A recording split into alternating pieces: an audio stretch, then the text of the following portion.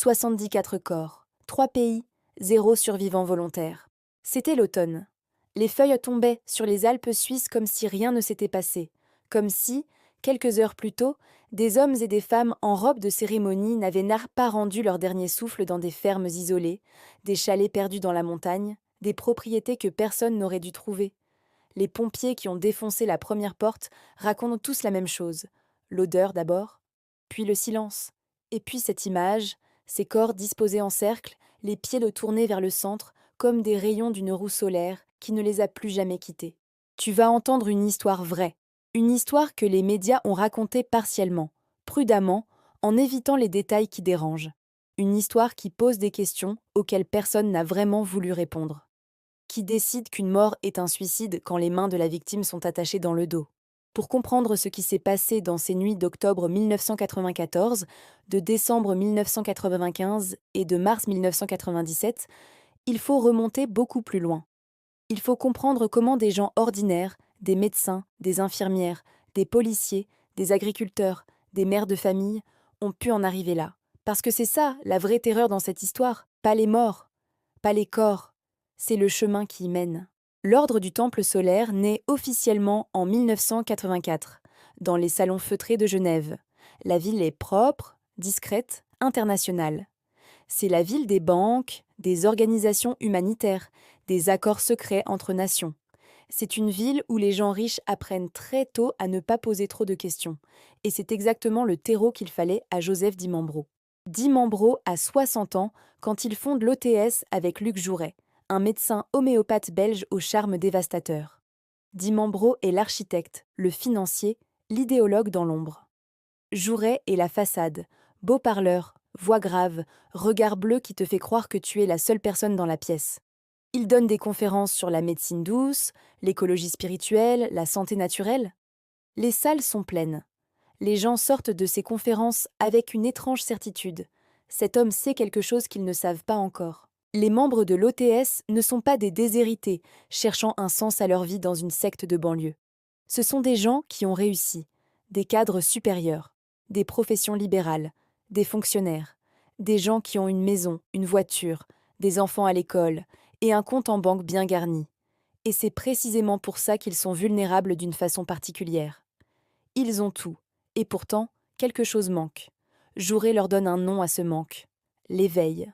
La doctrine de l'OTS est un mélange sophistiqué: chevalerie médiévale, rosicrucisme, ésotérisme New Age, cosmologie solaire. Les membres progressent par grade, comme dans la franc-maçonnerie. Chaque grade révèle une vérité plus profonde. Et la vérité ultime, celle qu'on ne murmure qu'aux plus initiés, c'est que la Terre est condamnée, que l'humanité ordinaire ne mérite pas d'être sauvée, mais que eux, les élus, les frères et sœurs du Temple, ont été choisis pour transiter vers un monde meilleur, vers une étoile, vers Sirius. Les cérémonies ont lieu dans des lieux soigneusement choisis, des fermes rénovées dans le Québec rural, des chalets dans les Alpes vaudoises, des propriétés en Dauphiné, au pied des montagnes françaises. Les salles sont tendues de velours, éclairées à la bougie. Les robes blanches ou rouges bruissent dans le silence. L'encens brûle. Et Luc Jouret parle pendant des heures parfois de la lumière, du soleil, du voyage vers les étoiles. Si ce genre d'histoire te fascine, abonne-toi et laisse un like, ça m'aide vraiment. Maintenant, revenons à ce qui s'est passé. Parce que sous ce vernis de mystique raffiné, quelque chose de beaucoup plus sombre se construisait. Année après année, brique par brique, les membres donnaient de l'argent. Beaucoup d'argent. Certains avaient signé des procurations complètes. Leurs biens, leurs économies, leurs assurances-vie.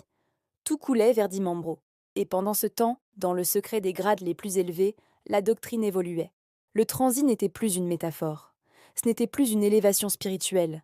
C'était une mort choisie, une mort organisée, une mort que Dimambro appelait, avec une précision glaçante, le grand passage. Les premiers signes que quelque chose allait mal viennent du Canada. Nous sommes en 1993, un an avant la première catastrophe. Un ancien membre de l'OTS, appelons-le simplement Antoine, raconte qu'il a commencé à remarquer des changements dans le comportement des dirigeants. Jouret ne parlait plus de guérison. Il parlait de faim, de sacrifice. Il disait que le monde allait brûler et que nous serions déjà loin. Antoine avait rejoint l'OTS 5 ans plus tôt. après un divorce difficile. La communauté lui avait donné une famille, un but. Mais en 1993, il commence à poser des questions. Et c'est là qu'il apprend la première règle implicite de l'ordre. Les questions sont une trahison. À la même période, au Québec, une femme nommée Pauline, mère de 3 enfants et ancienne infirmière, tente d'alerter les autorités. Elle a quitté l'OTS 2 ans auparavant, après que ses enfants aient été soumis à des cérémonies auxquelles elle n'avait pas consenti. Elle décrit des rituels nocturnes, des enfants en robe blanche qu'on forçait à rester immobiles pendant des heures. Elle parle d'une hiérarchie opaque, d'un contrôle total sur les finances, d'une rhétorique de plus en plus tournée vers la mort. La GRC, la Gendarmerie royale du Canada, ouvre un dossier. Il sera fermé quelques mois plus tard, faute d'éléments suffisants. Jouret n'a rien fait d'illégal, ses conférences sont légales. Les dons sont volontaires. Les rituels se déroulent entre adultes consentants. Ce n'est pas un crime de croire que l'humanité va disparaître. Mais il y a autre chose. Quelque chose que Pauline a mentionné dans son témoignage et que les enquêteurs ont noté sans y donner suite. Jouret avait parlé d'armes. Dans ses sermons les plus récents, il avait commencé à évoquer la nécessité pour les membres d'être armés, de se protéger contre ceux qui voudraient empêcher le transit. Cette phrase allait revenir. Elle allait prendre un sens terrible. En mars 1994, une dissidence éclate au sein de l'OTS. Tony Dutoit, un membre canadien qui travaillait comme technicien pour l'ordre, découvre que 10 membres truquaient les apparitions miraculeuses lors des cérémonies. Les épées qui flottèrent dans les airs, les voix des maîtres ascensionnés, les lumières surnaturelles, tout était du théâtre. Des câbles, des éclairages dissimulés, des projecteurs holographiques rudimentaires. Dutoit confronte Di Mambro. Il menace de parler. Di Mambro lui répond avec un calme qui glace. Dutoit jusqu'aux os. Les traîtres ont toujours payé le prix de leur trahison. Dutoit et sa femme Nikki quittent l'ordre. Ils s'installent dans une banlieue de Montréal. Nikki est enceinte. Ils pensent être en sécurité. Ils pensent que c'est fini.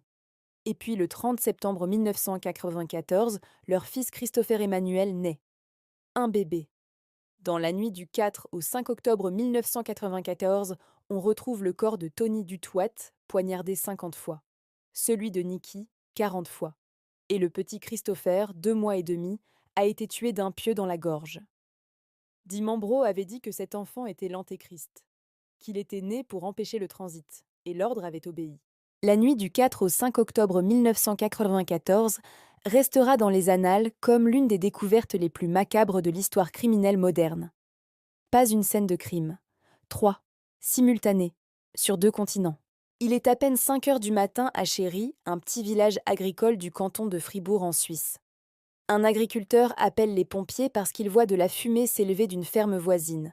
Une ferme qui appartient à des gens un peu étranges, des gens de la ville qui venaient dans le week-end et n'adressaient jamais vraiment la parole aux voisins. Les pompiers arrivent. Ils défoncent la porte. Ce qu'ils trouvent, ils ne l'oublieront jamais. Dans la ferme de Chéry, 23 corps, disposés en cercle dans une salle aux murs tendus de miroirs et de draperies rouges. Certains portent des robes de cérémonie. D'autres sont en vêtements ordinaires. La plupart ont reçu une balle dans la tête, mais ce n'est pas ce qui frappe les pompiers en premier. C'est la disposition, le soin, la symétrie parfaite des corps, les pieds pointés vers l'intérieur du cercle, comme si on les avait soigneusement repositionnés après leur mort. Des sacs en plastique sur certaines têtes, des cordons orange autour de certains cous, et des bougies, partout des bougies. Certaines s'étaient éteintes d'elles-mêmes. D'autres avaient mis le feu au rideau. À 60 kilomètres de là, à Granges-sur-Salvant, 2 chalets brûlent. Quand les flammes sont maîtrisées, les secouristes découvrent 25 corps supplémentaires. Les corps de Di Mambro et de Jouret sont là. Parmi eux, des enfants. 3 enfants. Des familles entières. Et au même moment, à des milliers de kilomètres, au Québec, dans une maison de Morin Heights, les pompiers trouvent les corps des Dutoit et 2 autres membres de l'ordre. En quelques heures, le bilan provisoire s'élève à 53 morts. Les autorités suisses et canadiennes se réveillent dans un monde qu'elles ne comprennent pas encore. Les premières conclusions penchent vers un suicide collectif. C'est l'explication la plus simple. La plus rassurante aussi, d'une certaine façon, si tout le monde a choisi de mourir, alors personne n'a tué personne. Mais très vite, les médecins légistes commencent à déposer leurs rapports. Et les rapports racontent une autre histoire. Sur les 53 victimes initiales, au moins 15 avaient été tuées avant la mise en scène. Tuées par balle, d'une balle dans la tête tirée par quelqu'un d'autre. Les sacs plastiques sur les têtes n'étaient pas là pour filtrer l'air d'une fumée rituelle. Ils étaient là pour asphyxier. Les cordons autour des cous n'étaient pas des ornements cérémoniels. Certaines victimes avaient les mains liées dans le dos. Des gens avaient été assassinés. Et leurs corps avaient été disposés ensuite pour ressembler à des participants volontaires. Qui a fait ça? Qui a tué ces gens, les a arrangés avec ce soin morbide, puis est peut-être mort lui-même à côté d'eux, ou s'est échappé? La question restera sans réponse définitive pendant des années, parce que les deux hommes qui pouvaient en répondre, Di Mambro et Jouret, étaient morts eux aussi, officiellement. Mais alors, qui a tiré les balles dans les têtes de ceux qui ne s'étaient pas suicidés? Quelqu'un a allumé les incendies, quelqu'un a disposé les corps, et des analyses balistiques allaient révéler quelque chose que les médias ont très peu relayé. Certaines armes retrouvées sur les lieux n'avaient aucune empreinte digitale. Aucune. Pas même les empreintes de quelqu'un qui les aurait tenues pour se suicider. Ce n'est pas un détail. C'est une impossibilité physique. 2 catastrophes suivront. Le 23 décembre 1995, 16 membres de l'OTS sont retrouvés morts dans le Vercors, en France, dans une forêt proche de Grenoble. Disposés en étoiles cette fois. Certains avec des débris de pistolets à grenaille de chasse dans la tête. La thèse du suicide collectif est à nouveau avancée. Mais des toxicologues notent des taux élevés de médicaments dans plusieurs corps, des sédatifs puissants qui auraient rendu les victimes incapables de se tirer dessus elles-mêmes. Et le 22 mars 1997, 5 membres, dont 3 adolescents, sont retrouvés morts au Québec, à Saint-Casimir. Cette fois, les autorités parlent ouvertement de meurtre-suicide. 2 adultes ont apparemment tué les 3 adolescents, puis se sont suicidés. Les adolescents n'avaient pas le choix. 74 morts en 3 ans. Et l'enquête qui suit va soulever des questions que personne ne voulait vraiment poser. Les investigateurs suisses commencent à éplucher les finances de l'OTS. Et ce qu'ils trouvent dépasse l'entendement d'une simple secte. Des millions de francs suisses transférés dans des comptes aux Bahamas, au Luxembourg, au Liechtenstein. Des donations qui ressemblent davantage à des extorsions. Des membres avaient signé l'intégralité de leurs biens sous pression, parfois après des cérémonies où ils avaient été drogués à leur insu. Des investissements dans des sociétés écrans dont certaines avaient des liens avec des lobbies politiques et des groupes financiers. Quand les journalistes commencent à creuser, ils trouvent des entraves des noms. Des noms qu'on ne s'attendait pas à trouver dans ce dossier. Des élus, des hauts fonctionnaires, des personnalités du monde de la finance. Ces gens n'étaient pas tous membres de l'OTS, mais certains avaient assisté à des conférences de Jouret. D'autres avaient des relations d'affaires avec des sociétés liées à Di Mambro. En Belgique, au Canada, en France, les noms émergent et disparaissent des enquêtes avec une régularité troublante. Un rapport de la DST française, la Direction de la surveillance du territoire, aurait contenu des informations compromettantes sur des membres présumés haut placés. Ce rapport a été partiellement classifié. Des journalistes qui ont demandé à y accéder se sont vus opposer des refus au nom de la sécurité nationale. Pourquoi la sécurité nationale est-elle invoquée dans une affaire de secte? Personne ne l'a jamais officiellement expliqué. Il y a aussi les survivants. Parce qu'il y en a eu, des gens qui avaient quitté l'OTS avant octobre 1994, des membres périphériques qui n'avaient pas été convoqués pour le grand passage. Rosemarie Klaus, ancienne membre suisse, décrit dans une interview accordée à une radio romande une conversation qu'elle avait eue avec Jouret quelques mois avant sa mort. Il lui avait dit, avec ce sourire doux qui ne le quittait jamais, « Toi, tu n'es pas prête. Le jour venu, tu ne seras pas là. Mais tu nous regarderas partir et tu comprendras. » Elle avait cru à une métaphore. Elle avait compris après. Un enquêteur canadien, dont le nom n'a jamais été rendu public, affirme avoir identifié au moins 2 individus qui auraient participé aux préparatifs des scènes de mort et qui auraient quitté les lieux avant les incendies. Ces individus n'ont jamais été formellement identifiés, jamais poursuivis, comme s'ils avaient simplement cessé d'exister. Et puis, il y a cette question, la plus dérangeante de toutes, est-ce que Di Mambro et Jouret sont vraiment morts? Les identifications ont été faites sur la base d'analyses dentaires et de documents. Mais dans au moins un cas, le corps correspondant à Di Mambro était dans un état de carbonisation très avancé. suffisamment pour rendre toute identification difficile, suffisamment pour laisser une porte entr'ouverte dans l'imagination de ceux qui ne se satisfont pas des réponses officielles. Un ancien agent d'Interpol, interviewé anonymement dans un documentaire de 2001, déclarait simplement: dans ce dossier, ce que nous savons avec certitude tient en une page. Ce que nous ignorons remplirait une bibliothèque.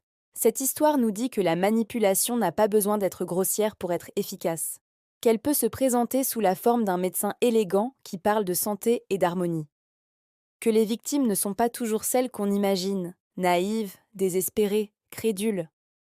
Parfois ce sont des gens instruits, cultivés, accomplis, des gens qui cherchaient simplement quelque chose que leur vie confortable ne pouvait pas leur donner: un sens, une appartenance, une certitude dans un monde incertain.